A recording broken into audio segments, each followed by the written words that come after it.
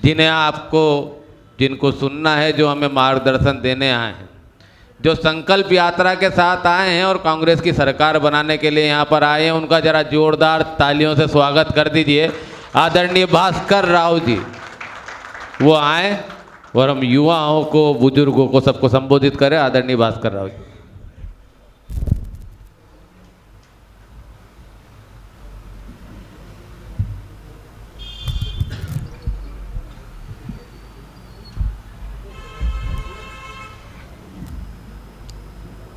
आज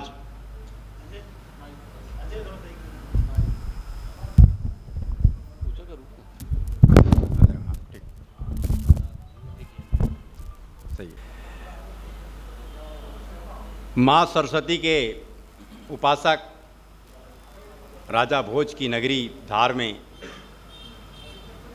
जिला कांग्रेस कार्यालय में आयोजित इस समारोह को संबोधित करने का अवसर यहाँ के कांग्रेस पदाधिकारियों ने मुझे दिया, उसके लिए बहुत बहुत उनका आभारी हूँ मैं।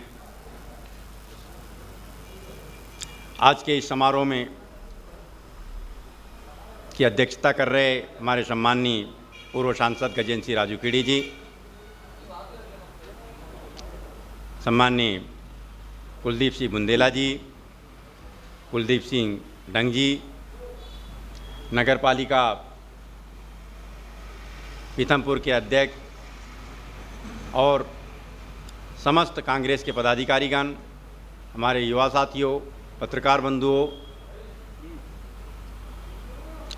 यूँ तो इससे पहले सम्यक अभियान संकल्प यात्रा का कार्यक्रम आपके पीथमपुर में हुआ था। उससे भी पहले 2018 के चुनाव के समय छिंदवाड़ा मॉडल नामक पुस्तक पर चर्चा हेतु आयोजित कार्यक्रम में मैं यहाँ आया था।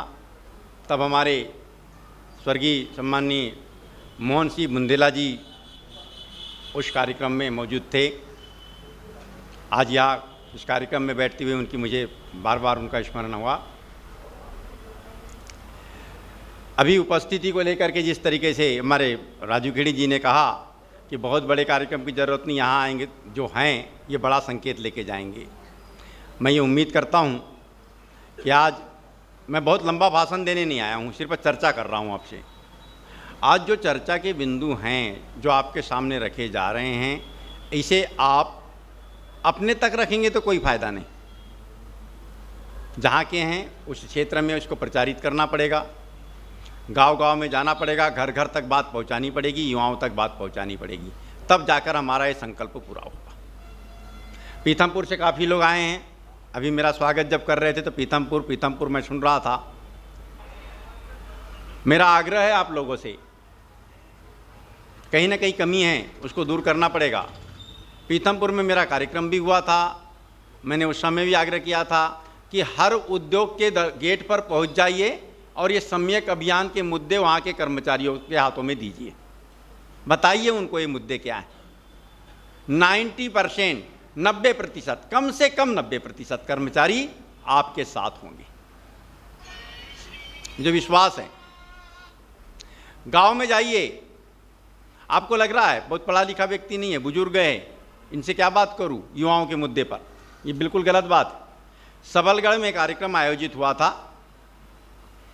वहाँ बुजुर्ग लोग ज़्यादा थे और यह देखने में आया कि बुजुर्गों को ये बात जल्दी समझ में आई, क्योंकि अपने बच्चों की बेरोजगारी के कारण वे सबसे अधिक परेशान। तो सारी बातें ये जो हमारे जितने भी मुद्दे हैं उनके तक पहुंचाने होंगे। अभी मैं आपको एक बात बताना चाहता हूं कि पिछला चुनाव 15 साल की बीजेपी सरकार के बाद में हो रहा था।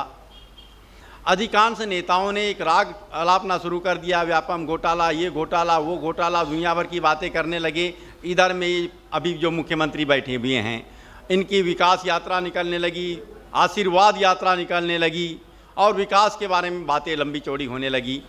इधर गाली देने का दौर, बुराई का दौर, उधर में विकास गिनाने का दौर।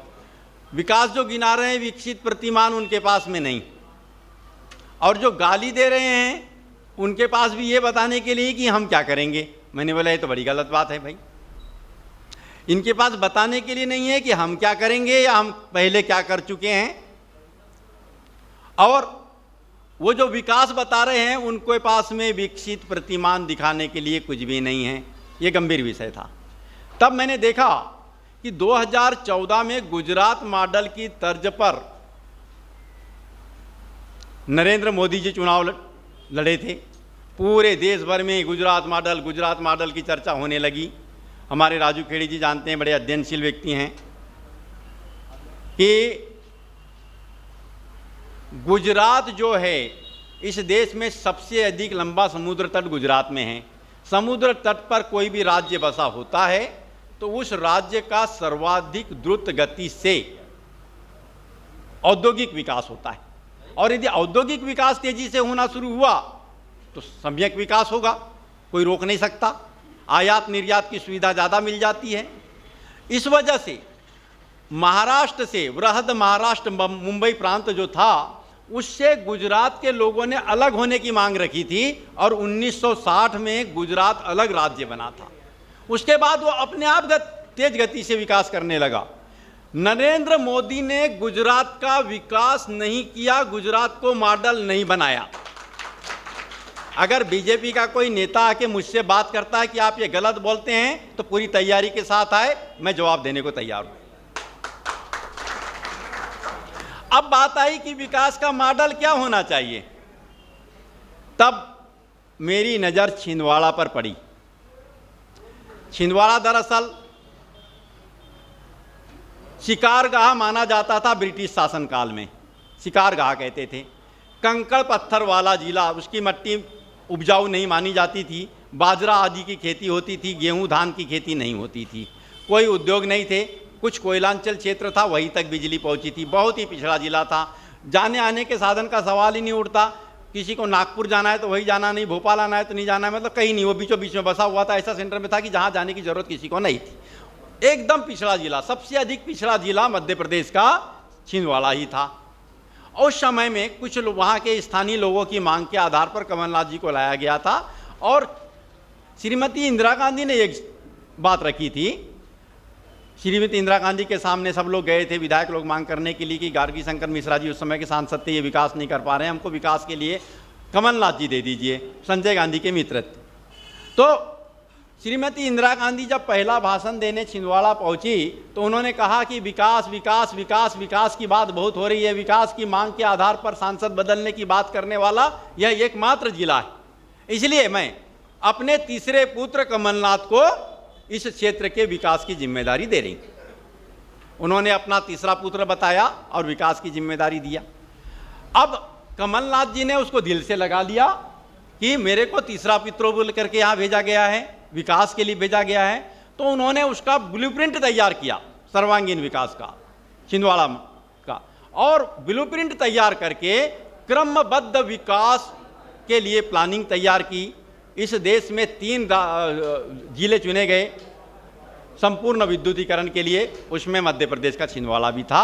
और इस तरह विकास का दौर शुरू हुआ और आज वो छिंदवाड़ा देश का एक विकसित जिला माना जाता है। देश के मानचित्र में विकसित जिले में उसका नाम आता है। तो हमने बोला, हमने इस आधार को रखा कि यदि छिंदवाड़ा को मॉडल रूप में परिवर्तित करने वाले कमलनाथ जी हैं, तो यदि कमलनाथ जी प्रदेश के मुख्यमंत्री बनते हैं तो वे निश्चित रूप से मध्य प्रदेश को एक डेवलपमेंट का मॉडल बना के रखेंगे। इस उद्देश्य के साथ छिंदवाड़ा मॉडल लाया गया। और आपको यह जानकर आश्चर्य होगा कि उस छिंदवाड़ा मॉडल पुस्तक का विमोचन पूर्व मुख्यमंत्री बाबूलाल गौर जी के द्वारा किया गया। मैंने उनसे बताया कि यह सर्वांगीण विकास का मॉडल है, किसी व्यक्ति, किसी नेता की तारीफ नहीं है, बल्कि किया गया कार्य है जो मार्गदर्शक होता है, जो आगे के लिए पथ प्रशस्त करता है। तो वे आए और उन्होंने कहा कि राजनीति तो हम बहुत कर लेंगे, लेकिन विकास के पथ पर राजनीतिक बाधा आड़े नहीं आनी चाहिए। इस आशय के साथ किया। अभी राज्यपाल पद पर बैठी हुई हैं सुश्री अनुसुईया उइके जी। उन्होंने उस पुस्तक के कार्यक्रम में शिरकत करते हुए छिंदवाड़ा के डेवलपमेंट को पूरे देश के लिए अनुकरणीय बताया था। ऐसा चुनाव के समय कम होता है। चुनाव 1 महीने के बाद चुनाव होने वाला है और भाजपा के नेताओं ने छिंदवाड़ा के विकास को पूरे देश के लिए अनुकरणीय बताया। ये कम से कम कांग्रेसियों के लिए तो गर्व की बात है। अब ये चुनाव का समय आया अभी, लेकिन मैं ये बताना चाहता हूं कि जो सम्यक अभियान है, ये इसका मुख्य मकसद चुनाव नहीं था। मैंने युवाओं की पीड़ा करीब से देखा। बेरोजगारी सब बात करते हैं, लेकिन बेरोजगारी का निदान क्या है? बेरोजगारी समस्या कैसे हल हो सकती है, इसके बारे में कोई बताने को तैयार नहीं। समस्या कितनी है? मैंने एक पास कांग्रेस के बहुत सारे नेता आए, पिछली भूमिकाओं को देखते हुए भी आए कि साहब हम आगे जाके चुनाव लड़ना चाहते हैं आदि आदि। मैंने उनसे पूछा भाई अभी समस्या क्या है प्रदेश में सबसे ज़्यादा? तो लोग बोलने लगे महंगाई है साहब, बेरोजगारी है साहब आदि। तो मैंने बोला भाई अगर किसी के जेब में 10,000 रुपया है, जरा ध्यान दीजिएगा इस बात पे, किसी के जेब में 10,000 रुपया है और उसे 1,000 रुपये का पेट्रोल डलाना है तो बड़े आसानी से 1,000 का पेट्रोल डला लेगा। लेकिन किसी के जेब में 50 रुपया है और उसे 100 रुपये का पेट्रोल डलाना है, तो कितना कठिन काम है? गाड़ी कैसी चलेगी? मतलब यदि आपके जेब में पैसा है तो महंगाई कोई फर्क नहीं पड़ता। महंगाई से महंगाई असरकारक होगी क्या? यदि आपके पास पैसा है तो महंगाई कोई असर डालेगी क्या? बताइए, नहीं डालेगी ना। तो पैसा आय के लिए पहले अपने को इंतजाम करना पड़ेगा। तो क्या हो सकता है? बेरोजगारी, ऐसा कोई परिवार नहीं है जिसके घर में एक नेक शिक्षित बेरोजगार ना हो। हर परिवार में है, हर घर में है। घर और परिवार में थोड़ा बहुत अंतर होता है। कभी कभी क्या है, एक ही परिवार के 2-3-4 घर होते हैं, उनके घर में अगर एक भी लड़का बेरोजगार है तो सारे परिवार का ध्यान उस बच्चे पर जाता है। क्या बताए फलाने को नौकरी लग जाती तो ऐसा हो जाता। अधिकतर किसान भी उन बच्चों के पढ़ाई के लिए कर्जदार हो रहे हैं या तो जमीन बेच रहे हैं। कितनी दुर्भाग्यपूर्ण स्थिति है। तो हमने बोला बेरोजगारी पर अंकुश लगाना पड़ेगा। अब कैसे लगाएंगे? बेरोजगारी की बात राग अलापने से क्या बेरोजगारी दूर हो जाएगी? नहीं। हमने इस पर बारीक अध्ययन किया, तब हमारे पास में कुछ ऐसे मुद्दे सामने आए, यदि हम उस पर अमल करते हैं, उसका क्रियान्वयन करते हैं तो बेरोजगारी का समाधान हो सकता है और अधिकांश बेरोजगारों को नौकरी मिल सकती है। सरकार की नीतियां इसके लिए दोषी है। तो जो पहला मुद्दा मेरे सामने आया, रिटायरमेंट आयु पहले 58 साल थी, उसको 60 किया गया, फिर 62 किया गया, फिर 65 करने लगे। EPFO भारत सरकार का एम्प्लॉयमेंट प्रोविडेंट फंड ऑर्गेनाइजेशन ने उसको 5 साल और बढ़ाने के लिए बोल दिया, तो हो जाएगा 73 साल। अरे भाई पुराने कर्मचारी रिटायर ही नहीं होंगे तो नए युवाओं को नौकरी कैसे मिलेगी? आप लोग बताइए। क्या पुराने नेता जो मतलब ये कहने चाहिए कर्मचारी हैं जिनके 65 साल रिटायरमेंट आयु हो गई है, उनका रिटायरमेंट 58 साल होना चाहिए कि नहीं होना चाहिए? बताइए आप लोग का विचार क्या है? आप लोग चाहते हैं कि उनको रिटायरमेंट दे के आपके बच्चों को अवसर दें? तो इस मुद्दे के साथ में ये अभियान है हमारा। 5,30,000 युवाओं के लिए सम्मानजनक नौकरी का इंतजाम हो सकता है, क्योंकि 31 जुलाई 2024 की तारीख में 5,30,000 अधिकारी कर्मचारी यदि 58 साल सेवानिवृत्ति आयु लागू कर दी जाती है तो रिटायर हो जाएंगे। बड़ी बात है। आपके पास में आप अपने कार्यकर्ताओं के बीच में जाते हैं, लोगों के बीच में जाते हैं, पब्लिक के बीच में जाते हैं, तो आप ये ठोस जवाब दे सकते हैं कि हम 5,30,000 युवाओं के लिए नौकरी का इंतजाम कर चुके हैं। अब दूसरी बात, 1948 में न्यूनतम मजदूरी अधिनियम बना श्रमिकों के लिए। श्रमिकों को बहुत अधिक अन्याय हो रहा है, ये बात को सामने रखते हुए हमारे ही प्रदेश के थे, गर्व की बात है, रतन लाल मालवीय जी देश के श्रम राज्य मंत्री थे पहले, और उन्होंने सोचा कि श्रमिकों को न्याय दिलाने के लिए कम से कम न्यूनतम मजदूरी की व्यवस्था होनी चाहिए। तो उन्हीं के द्वारा किए गए ड्राफ्ट के आधार पर संविधान सभा में ये निर्णय पारित हुआ और बाकायदा संसद से ये कानून बना, न्यूनतम मजदूरी अधिनियम। अकुशल, अर्धकुशल, कुशल अलग अलग वर्ग के लिए न्यूनतम मजदूरी अधिनियम बना। उसके 11 साल बाद प्राइवेट स्कूल के शिक्षक न्यायालय में गए और उन्होंने दिखाया साहब ये न्यूनतम मजदूरी अधिनियम और हमको इतना कम वेतन मिल रहा है। न्यायालय ने बोला भाई ये श्रमिकों के लिए बना कानून है, शिक्षकों पर लागू नहीं होता, और उन्होंने मामला खारिज कर दिया। उसके बाद प्राइवेट सेक्टर के अन्य कर्मचारी भी न्यायालय में गए, उनने भी बोला साहब कम से कम न्यूनतम मजदूरी अधिनियम के बराबर तो हमको वेतन मिलना चाहिए। न्यायालय ने बोला भाई शिक्षित वर्ग के कर्मचारियों के लिए ऐसा कोई प्रावधान नहीं है। बड़ी चिंताजनक बात है।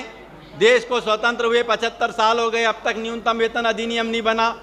सरकारी स्कूल के शिक्षक को 25,000 मिल रहा है, प्राइवेट स्कूल में जाता है तो 3,000, 4,000, 5,000 रुपये महीना मिलता है। सरकारी में अगर कोई इंजीनियर नौकरी करने जाता है 43,800 रुपये मिलता है, और प्राइवेट में अगर वही गया तो उसको 8-10 हज़ार रुपये महीना मिलता है। कितना दुखद है। तो हम 1 जनवरी 2024 के बाद में मध्य प्रदेश में न्यूनतम वेतन अधिनियम पारित कराने की बात रख रहे हैं, जिससे क्या होगा, सरकारी सेक्टर में नियुक्ति के समय जितना न्यूनतम वेतन अन्य कर्मचारियों के लिए, भिन्न भिन्न ग्रेड के कर्मचारियों के लिए होता है, उतना ही वेतन निजी क्षेत्र के कर्मचारियों के लिए भी तय किया जाएगा। एक रास्ता खुल जाएगा कि आप सरकारी नौकरी में जाना है सरकारी में जाओ, प्राइवेट में जाना है तो प्राइवेट में जाओ, जिधर भी जाओगे आपका भविष्य उज्जवल है, वेतन बराबर मिलना है, संभावनाएं बनेगी। तीसरी बात, आउटसोर्सिंग के नाम से बहुत अधिक धोखा हो रहा है।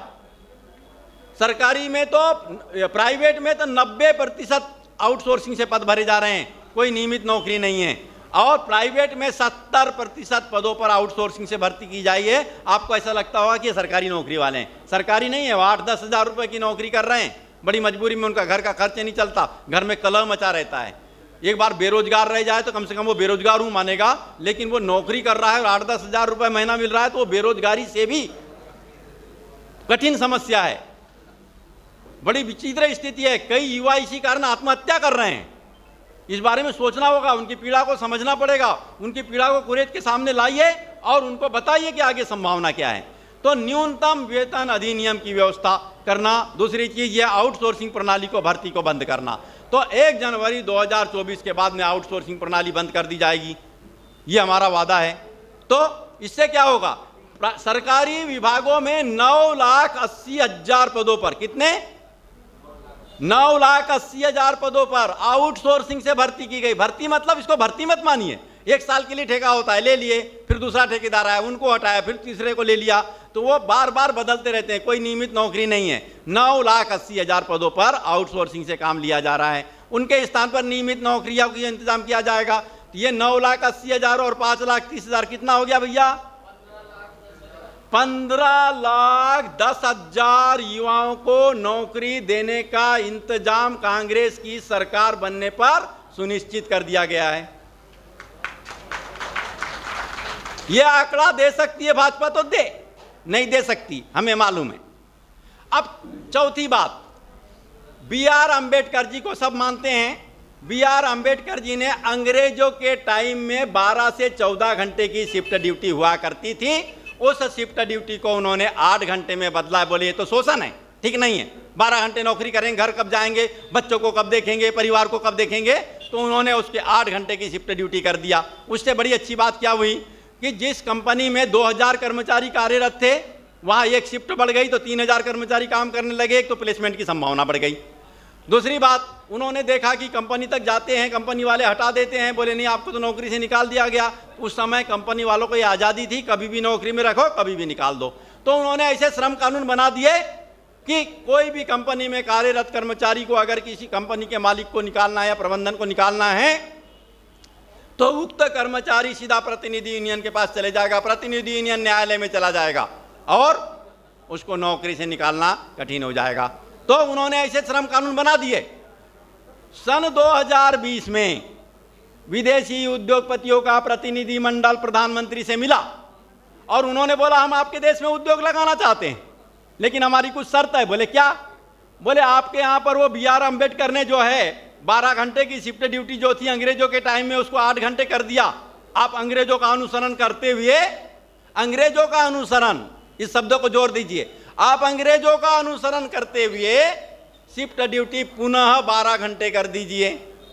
तो इन्होंने बोला कोई बात नहीं, हम 12 घंटे कर देंगे। इनने 12 घंटे की शिफ्ट ड्यूटी कर दिया। उससे क्या हुआ आप समझ रहे हैं? यदि किसी कंपनी में 3,000 कर्मचारी कार्यरत थे, शिफ्ट ड्यूटी 8 घंटे के स्थान पर 12 घंटे हुई, तब 3 शिफ्ट के स्थान पर 2 शिफ्ट हो गई, 1,000 कर्मचारी बाहर हो गए, अंधाधुंध बेरोजगारी बढ़ने लगी। इसी प्रकार श्रम कानूनों की बात आई, उन्होंने बोले सारे श्रम कानून हटा दीजिए जी, तब हम आपके यहाँ आएंगे। क्यों? क्योंकि हमको ये बाद में अगर नौकरी से हमको निकालते हैं तो ये न्यायालय चले जाते हैं। हमको नौकरी पे रखने की आज़ादी दीजिए तो निकालने की भी आज़ादी दीजिए। तो प्रधानमंत्री ने कहा कोई बात नहीं है, हमको उद्योग चाहिए, बेरोजगारों से क्या लेना देना।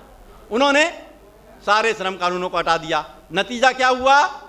यदि पुराने कर्मचारियों की वेतन 70-80 हज़ार रुपए महीने की हो गई तो कंपनी ने सोचा अब इनको हटा तो सकते नहीं थे, अब ये अच्छा कानून मिल गया है, अब तो हटा भी देंगे तो न्यायालय नहीं जा सकते। तो उन्होंने जितने पुराने कर्मचारी थे सबकी छटनी शुरू कर दिया, अंधाधुंध छटनी कर दिया, और उनके स्थान पर 10,000, 12,000, 8,000 रुपए महीने की नौकरी वाले आउटसोर्सिंग से कर्मचारी रख लिए। अंधाधुंध बेरोजगारी बढ़ी। आप लोगों ने देखा होगा कोरोना के टाइम में कितने लोग जो है नौकरी छोड़ छोड़ के आ रहे थे। नौकरी छोड़ के नहीं आ रहे थे, नौकरी से निकाले जाने के बाद आ रहे थे।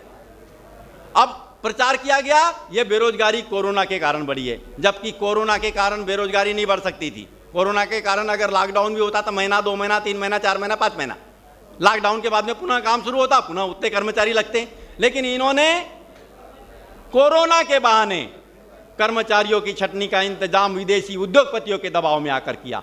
हम पुनः 8 घंटे की शिफ्ट ड्यूटी बहाल करा के रहेंगे, पुराने श्रम कानूनों को लागू करा के रहेंगे, और यहाँ पास में पीथमपुर है, उन उद्योगों में काम करने वाले कर्मचारियों की पीड़ा देखिए, उनकी समस्याओं का तत्काल निराकरण नहीं हो पाता। इसलिए सरकार का एक प्लेसमेंट डिपार्टमेंट स्थापित करके उनकी समस्याओं के त्वरित निराकरण का प्लेटफॉर्म उपलब्ध कराएंगे।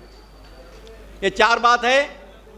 शिक्षित बेरोजगार युवाओं के लिए उपलब्ध संभावनाओं के युक्तिकरण से संबंधित है। यदि उपलब्ध संभावनाओं का युक्तिकरण सही ढंग से कर दिया गया तो निश्चित रूप से 60% बेरोजगारी इस राज्य से खत्म हो जाएगी। कितने परसेंट?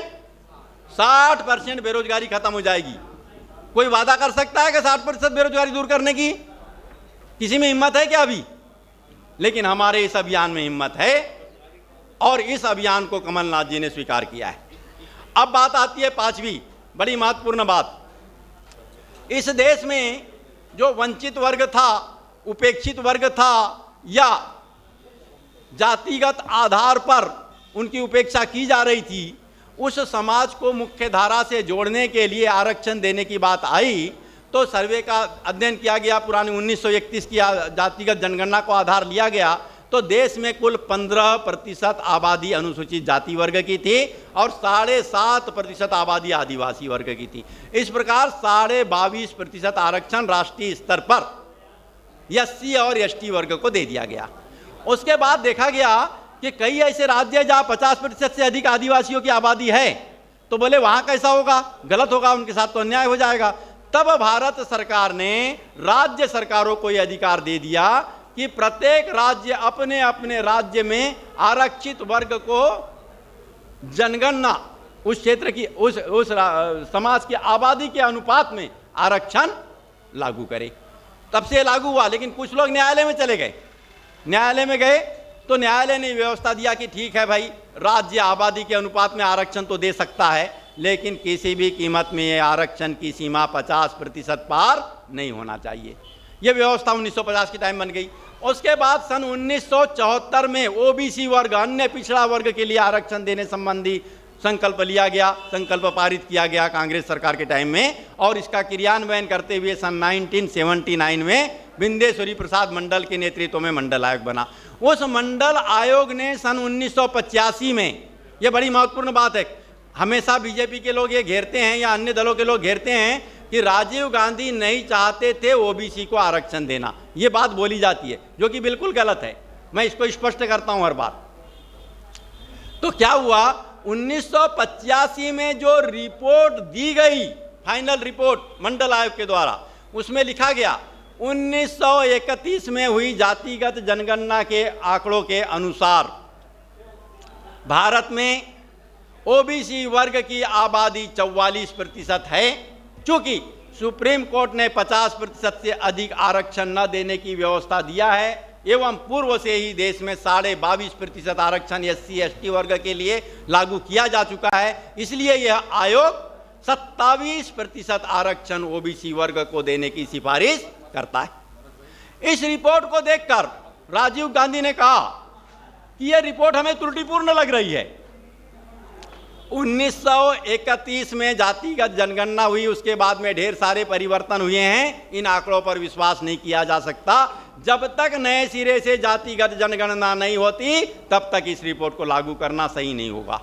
दूसरी बात उन्होंने बोला, यदि मान भी लिया जाए 1931 की ही आबादी जनगणना के आधार पर कि 44% आबादी ओबीसी वर्ग की है, तो 44% आबादी को हम 27% आरक्षण देकर कैसे न्याय दे सकते हैं? ये सही नहीं है। उन्होंने बोला जब तक इन त्रुटियों को सुधारा नहीं किया जा सकता तब तक इस मंडल आयोग की सिफारिशों को लागू करना संभव नहीं है। 1991 में निश्चित रूप से जनगणना होनी थी, जातिगत जनगणना होती, ये तय था, लेकिन उस समय राजीव जी हमारे बीच से चले गए, ये अधूरा रहा। इस बात को ये लोग गलत तरीके से प्रचारित करते हैं। राजीव जी की मंशा क्या थी आप लोग समझ गए होंगे। राजीव जी चाहते थे कि ओबीसी वर्ग को आबादी के अनुपात में आरक्षण मिले। इस बात को जोर दे के कह सकते हैं आप लोग। अब हम लोग क्या करेंगे? मानता हूं मैं कि जनगणना का अधिकार भारत सरकार का है, राज्य सरकार का नहीं, लेकिन संविधान में एक व्यवस्था दी गई है, कोई भी राज्य अपने राज्य में सरकारी योजनाओं के क्रियान्वयन के लिए जातिगत आधार पर सर्वे करा सकता है। और इस प्रावधान का सहारा लेकर मध्य प्रदेश में जातिगत आधार पर सर्वे 1 जनवरी 2024 के बाद शुरू होगा। जब जातिगत आधार पर सर्वे हो जाएगा, आंकड़े आ जाएंगे, न्यायालय के सामने रख दिए जाएंगे, तो न्यायालय को भी विवश होकर आबादी के अनुपात में आरक्षण की व्यवस्था देनी पड़ेगी, और न भी दे तो संसद के पारित हो जाएगा। अब बात आती है कि आबादी के अनुपात में आरक्षण तो मिल जाएगा, लेकिन फिर भी जनरल कैटेगरी के लोगों में ये बात आई कि भाई हम क्या करें, और भी अन्य कैटेगरी वाले, उन युवाओं के मन में ये बात आई कि भाई हम लोग क्या करें, हम लोग रात दिन इतनी पढ़ाई करते हैं, हम सबसे अधिक अंक लाते हैं, प्रतियोगी परीक्षा में अंक अधिक लाते हैं, सरकारी परीक्षा में अधिक अंक लाते हैं, लेकिन हमारे लिए कोई व्यवस्था नहीं है, हम पीछे चले जाते हैं। अभी एक पत्रकार बंधु ने हमसे कहा कि आरक्षण हमेशा के लिए खत्म करने क्यों न कर दिया जाए। उसका ये बड़ा प्यारा जवाब है कि भाई ठीक है, उनको सम्मान मिलना चाहिए उसके अनुरूप, जितनी उनने पढ़ाई किया है उसके अनुरूप उनको प्राथमिकता मिलनी चाहिए। तो प्रत्येक वर्ग की आबादी का 10% बचा के रख दिया जाए, और सबसे अधिक अंक लाने वालों को अलग व्यवस्था देते हुए 10% आरक्षण उत्कृष्ट श्रेणी अर्थात एक्सीलेंस कैटेगरी के लिए रख दिया जाए। इससे पूर्णतः समता और समानता का राज स्थापित हो जाएगा। अब एक छठवीं बात मेरे सामने आई। अधिकांश राजनीतिक मंचों पर खड़े होकर नेता लोग अधिकारियों कर्मचारियों के लिए उटपटांग शब्द बोलने लग जाते हैं, गाली गलौज तक देने लग जाते हैं, और बहुत ज़्यादा दोष उनको देते हैं, अपमानित करते हैं। मैंने देखा ये तो बहुत गलत है, ये अपमानित करने का सिस्टम ठीक नहीं है। पहले ग्रामीण क्षेत्र में की बात अपन करें तो राजू खेड़ी जी अच्छे से जानते होंगे, गाँव में पहले जाते थे, पटवारी को पटवारी साहब कहा के बाद सम्मान दिया जाता था, मास्टर को मास्टर साहब या गुरुजी बोलते थे, ग्राम सेवक ग्राम सहायक को बाबू साहब बोलते थे, बड़ा सम्मान का भाव था। लेकिन अब क्या हुआ, बाकी नेताओं के साथ में नए लड़के भी क्या बोलते हैं, ये पटवारी ये मास्टर, और नहीं सुना तो 2-4 गाली। बड़ी विचित्र स्थिति निर्मित हो गई है। मैं युवाओं के बीच जाके युवाओं से आग्रह करता हूं कि युवा साथियों, आपको भी नौकरी करने जाना है, आपको भी पटवारी मास्टर बाबू तहसीलदार कलेक्टर एसपीडीएफओ बनना है, और जब आप बनोगे, अभी गाली देने में मजा आ रहा है, जब गाली पड़ेगी तब आपकी रात की नींद हराम होगी, तब पता चलेगा कि कितना कठिन गलत काम है ये। इसलिए आगे गाली न मिले उसका इंतजाम पहले ही कर लो, और संकल्प लो कि हम शासकीय अधिकारियों कर्मचारियों को उनके पद और कद के अनुरूप सम्मान देंगे भी और दिलाएंगे भी, और यदि किसी ने उन्हें अकारण अपमानित करने का प्रयास किया तो उन्हें सबक सिखाने से भी नहीं चूकेंगे। इससे एक सकारात्मक वातावरण बनेगा। कांग्रेस पार्टी के मंच से इस बातों को रखने से कर्मचारियों के मन में भी उत्साह जागेगा, उन्हें भी लगेगा कि हमारे भी सम्मान की चिंता करने वाले कोई हैं। अब मित्रों, एक 7वीं बात है, बड़ी महत्वपूर्ण बात है। अभी राजू खेड़ी जी ने मेरे 19 जून 2022 के ग्वालियर के भाषण का जिक्र किया। हमारा देश जो है स्वतंत्र हुआ, उससे पहले कोई भी राजा महाराजा स्वतंत्र नहीं था, ब्रिटिश हुकूमत के अंतर्गत था। कोई महाराजा के ऊपर कोई होता है क्या भाई? महाराजा कोई नियुक्ति कर सकता है क्या? राजा महाराजा उसके ऊपर कोई होता ही नहीं, लेकिन उनके ऊपर था। ब्रिटिश ने उनके ऊपर रेजिडेंट नियुक्त कर दिया था। रेजिडेंट जो निर्णय लेता महाराजा उसका क्रियान्वयन करता, मतलब क्रियान्वयन करने वाला हो गया। कोई मालिक नहीं था वो, कोई महाराजा नहीं था वो।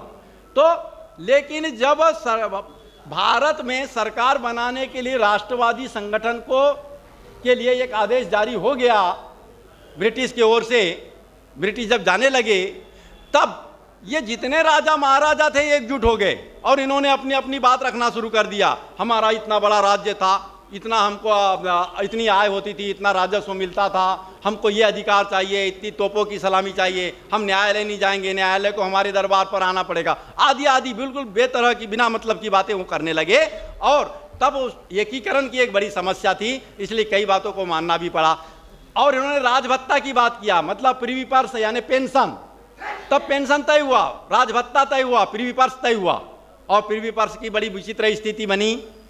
कुछ ऐसे रियासतदार है, 561 रियासतें थी हमारे देश में, 561। कुछ ऐसे रियासतदार थे, उनको 8,898 ओंस अर्थात 25,500 तोला सोने की कीमत की बराबर की राशि प्रतिवर्ष प्रिवी पर्स के रूप में दी जाती थी। भारत के कुल बजट का 28.13% राशि प्रिवी पर्स में चली जाती थी। विकास के लिए पैसा ही नहीं बचता था। श्रीमती इंदिरा गांधी ने साहस के साथ उन राजा महाराजाओं का प्रिवी पर्स बंद की। और हम आपको बताना चाहते हैं कि 1971 का चुनाव प्रिवी पर्स बंद करने के बाद में हुआ था। और राजू खेड़ी जी इतिहास को खूब जानते हैं, समझते हैं।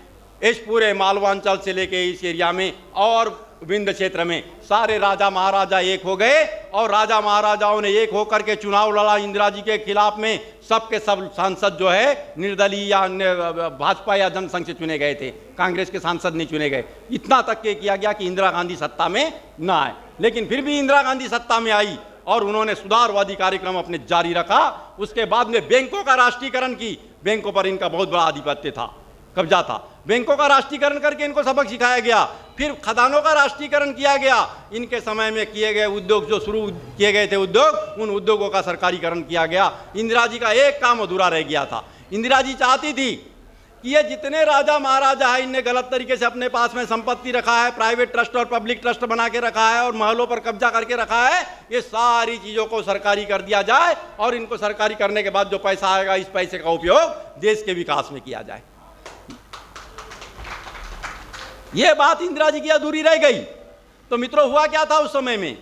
प्रिवी पर्स कोविनेंट मर्जर जो एग्रीमेंट बना था, मैं उस पर आना चाहता हूं। कोविनेंट मर्जर एग्रीमेंट जब बना तो राजा महाराजाओं को प्रॉपर्टी का एक भाग दिया गया उनको आजीविका चलाने के लिए, और बोला गया बाकी सब भाग आपका जो बाकी प्रॉपर्टी है वो सरकारी हो जाएगी। सरकारी होना ही था, हो जाएगी। तो उन्होंने क्या चालाकी किया, सारी बाकी प्रॉपर्टी को प्राइवेट ट्रस्ट, पब्लिक ट्रस्ट बना लिया और कई प्रॉपर्टी को उन्होंने नातेदार, रिश्तेदार, पास पड़ोस के लोगों के नाम से और तो और कुत्ते बिल्लियों के नाम भी कर दिया। पूरी की पूरी प्रॉपर्टी बचा के रख लिए। और ये महलों किलों के बारे में क्या लिखा था कोविनेंट मर्जर में? लिखा है कि जब 1947 से पहले राजगद्दी पर बैठे पूर्व राजा महाराजा जब जीवन पर्यंत महलों और किलों में रह सकेंगे। मतलब जीवन पर्यंत, वो जब तक जीवित है तब तक रहेंगे। उनके वंशजों के लिए व्यवस्था नहीं थी। पुरातत्व महत्व के, ऐतिहासिक महत्व के महलों को स्वामित्व किसी का नहीं होता। तो ये महल ये भी खाली करने पड़ेंगे। ये पुरातत्व विभाग में चले जाएंगे, पर्यटन विभाग में चले जाएंगे। पर्यटन से आय होगी, देश का, प्रदेश का विकास होगा। तो अब हम क्या करेंगे? इससे जो पैसा आएगा, अभी आपको पता होगा हमारे राज्य पर कितना कर्ज है?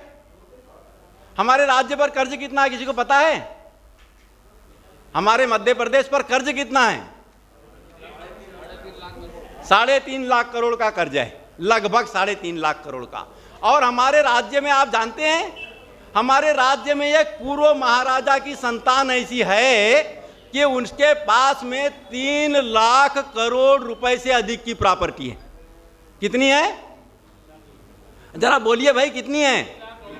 3 लाख करोड़ की। जब हम सारी प्रॉपर्टी सरकारी कर देंगे, 3 लाख करोड़ हमारे पास आ जाएगा, तो हम कर्ज मुक्त ना हो जाएंगे? क्यों भाई, कर्ज मुक्त होना चाहते हैं कि नहीं चाहते आप लोग? तो ऐसे ही और रियासतदार हैं। तो ये के पैसे से कर्ज मुक्त हो जाएंगे और बाकी का जो पैसा आएगा तो क्या करेंगे? आप जरा सुनिए 2 मिनट की बात। 1 एकड़ 2 एकड़ 3 एकड़ में कोई खेती कर सकता है क्या आधुनिक पद्धति से? नहीं कर सकता ना। तो फिर वो औद्योगिक पैमाने पर खेती कैसी होगी, किसान का विकास कैसे होगा, ये गंभीर विषय है। तो हम चाहते हैं कम्युनिटी फार्मिंग कॉन्सेप्ट बने, मतलब किसान मिलके खेती करे, कोऑपरेटिव सोसाइटी बने और उससे आधुनिक पद्धति से खेती होने लगेगी। तो जब खेती कैसी होगी उसके लिए सर्वे किया जाएगा, उसके आधार पर फूड प्रोसेसिंग इंडस्ट्री डलेगी, वो इंडस्ट्री के मांग के अनुरूप कृषि उत्पादन शुरू होगा और वो इंडस्ट्री में जो उत्पादन होगा तैयार किया जाएगा वो डेडिकेटेड फ्रेट कॉरिडोर के माध्यम से आपके पास में टी ड्राई पोर्ट है ना, टी ड्राई पोर्ट जानते हैं क्या आप लोग? पीथमपुर के पास में टी ड्राई पोर्ट है जो कमलनाथ जी के प्रयास से बना था। तो वो टी ड्राई पोर्ट से जोड़ दिया जाएगा, किसानों का उत्पादन टी ड्राई पोर्ट तक आएगा, यहाँ से पोर्ट ट्रस्ट ऑफ मुंबई तक जाकर सीधे विदेश के बाजार में जाने लगेगा। तो किसानों की आय 2 से 10 गुना बढ़ जाएगी। किसानों की आय कितनी बढ़ेगी? 2 से 10 गुना। और किसानों के बच्चे फूड प्रोसेसिंग इंडस्ट्री में नौकरी करने लगेंगे। इस राज्य की 40% बेरोजगारी फूड प्रोसेसिंग इंडस्ट्री से अर्थात industry centric community farming concept से दूर हो जाएगी। इस तरह मध्य प्रदेश पूर्णतः कर बेरोजगारी मुक्त राज्य होगा। तो मित्रों, इन योजनाओं के साथ हम निकले हैं, खासकर कांग्रेस के कार्यकर्ताओं के लिए तो ये बड़ा भारी संदेश है। इस संदेश को हर कार्यकर्ता तक भी पहुंचाइए, हर घर तक पहुंचाइए, हर मतदाता तक पहुंचाइए, युवाओं तक पहुंचाइए, युवाओं के माता पिता, चाचा चाची, दादा दादी, नाना नानी सबके तक पहुंचाइए। सबको बताइए कि हमारा भविष्य खतरे में है, भविष्य को बचाइए, प्रदेश का विकास होगा। और प्रदेश का विकास सम्यक विकास होगा। जब प्रदेश का सम्यक विकास होगा तो सर्वांगीण विकास का मॉडल छिंदवाड़ा मॉडल के समान ही मध्य प्रदेश मॉडल बनकर उभरेगा। इन्हीं शब्दों के साथ मैं अपने वाणी को विराम दे रहा हूँ। जय हिंद।